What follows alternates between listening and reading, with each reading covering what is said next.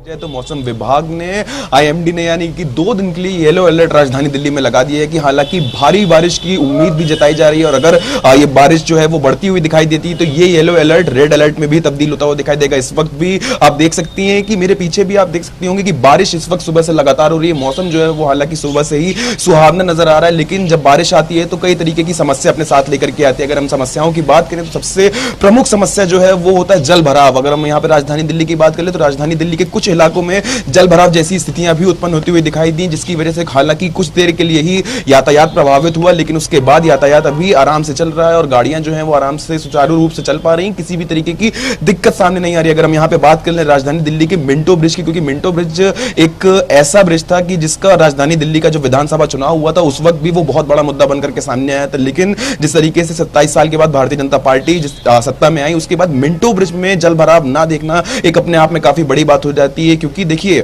बात ऐसी है कि जो मिंटो ब्रिज जहां पे गाड़ियां पूरी तरीके से डूब जाती थी, अब लोग वहां पे अपनी गाड़ियां रोक करके शेड लेने का काम कर रहे हैं। तो आप समझ सकती हैं कि कितना बड़ा बदलाव ये राजधानी दिल्ली ने देखा है और महसूस किया है, क्योंकि जिस तरीके से हर बार जब बारिश आती है तो जल भराव की समस्याएं लोगों को बहुत परेशान करती हैं। बिल्कुल देवांश, और क्या कहीं पर ट्रैफिक जैम भी देखा गया इस बारिश के चलते या फिर ट्रैफिक स्लो डाउन हुआ हो?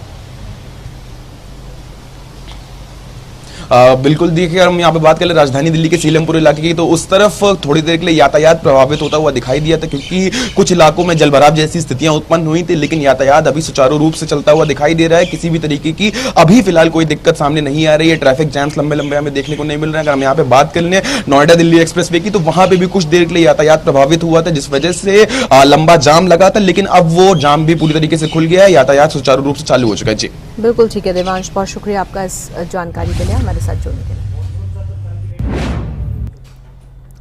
तो दिल्ली में जिस तरह से बारिश हुई है उसके बाद कई जगहों पर पानी इकट्ठा हो गया और ट्रैफिक के नज़रिए से अगर देखें इसको तो आने जाने वालों को काफ़ी असुविधा का सामना करना पड़ा।